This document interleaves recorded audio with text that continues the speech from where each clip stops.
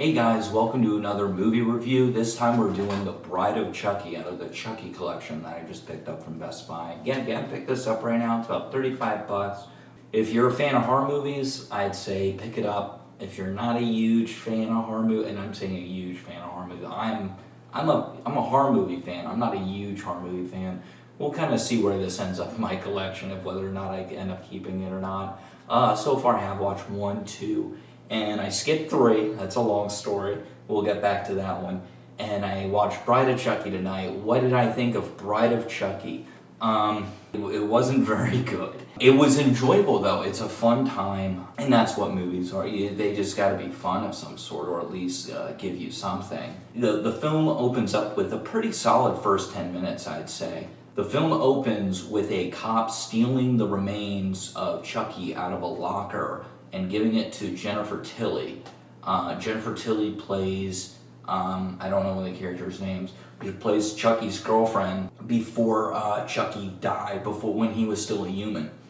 And what ends up happening is she murders a cop, by the way, and she's no repercussions of killing this cop. She's kind of quasi-dating this kind of strange goth guy who really wants to sleep with her, all the while she did a voodoo spell to bring Chucky back.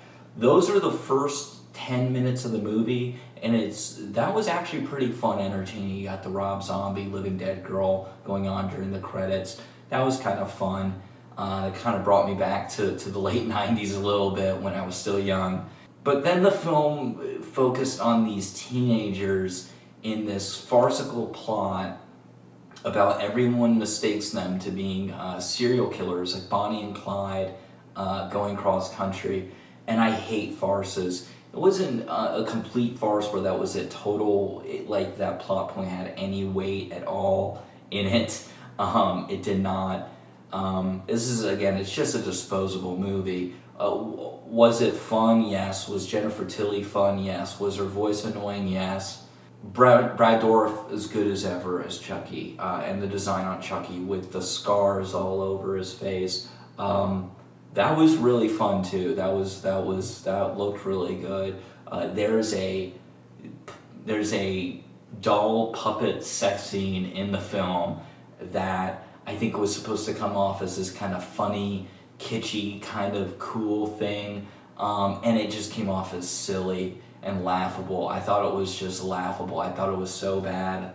Not like, of course, Trey Parker and Matt Stone did in Team America World Police. Of course, that was satire. That's meant to be absolutely ridiculous, and it was. It's probably one of the funniest, greatest sex scenes in film history ever made. But you have this one, which was just laughable. But then we kind of go along, and that's right, it's starring Katherine Heigl and some other fucking jackass. That's what the film's about. And they're in love, and no one understands them, and John Ritter, God rest his soul, is this asshole cop. He's just an asshole. No one fucking likes this guy. And he gets, a spoiler alert, just nail shot in his fucking face. Good, he was a piece of shit character. It was an awful person.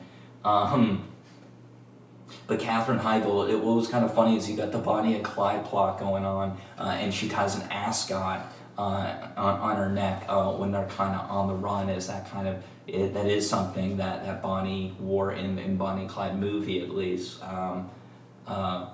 The Arthur Penn film, and another classic film I haven't really seen all of before, so maybe we'll give that one a review too.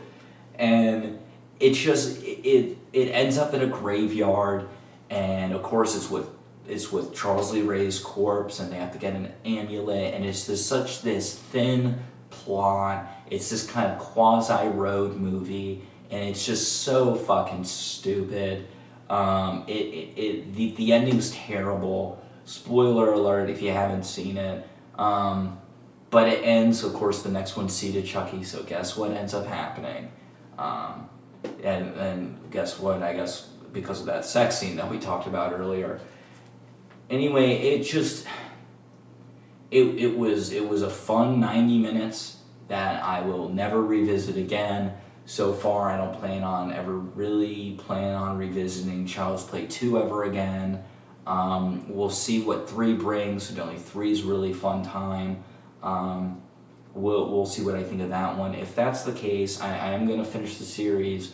I'm going to watch Seed of Chucky next. So here's kind of a comedy almost, and I haven't heard it's very good, unfortunately. So I got to sit through that. I'm going to go back. I'm going to watch 3, then I'm going to watch Seed of Chucky, and then I'm going to watch Curse of Chucky, which I heard was pretty good. Good relative for this series. Even the first one, like I said, I thought was a solid film. I didn't think it was a great film. I would barely put it as a good film. I put it as a good film. I like Tom Holland as a director. I think Tom Holland is a good director. I love Fright Night. It's just a great film. It's just such fun, such a quintessential 80s film. And again, he uses Chris Sarandon in Child's Play as well as in Fright Night. He gives a good performance in both of those, especially Fright Night. And I think he pops up in the Fright Night remake as a security guard or something, as a nice little cameo. It's a shame. What the hell happened to Chris Sarandon? I think, wasn't he the trans lover in Dog Day Afternoon? That was a great film. He was great in that. If these Child's Play films, if 3 or if Seed, I doubt it, or Curse doesn't really grab me, I might be selling this one. Not that I hate these films, it's just I already have so many films, I have so many Blu-rays that this may just have to go, unfortunately. We'll see what ends up happening. You know, the more I think about it, the more I do like the first film. It was fun, and I may want to revisit in the future.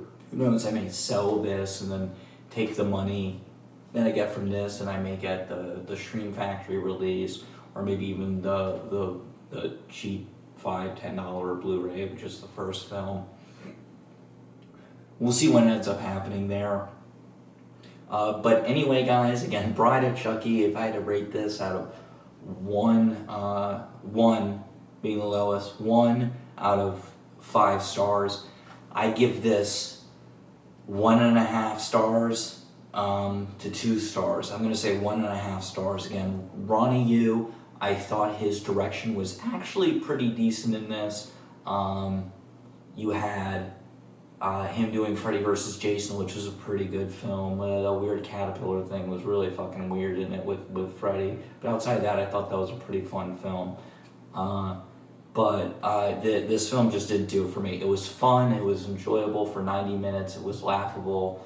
I laughed with it, I laughed at it, we all cried, we all had a great time. But other than that, I'm never going to revisit it again. Anyway, guys, I think that's going to do it for me for this review. Take care. See ya. Bye.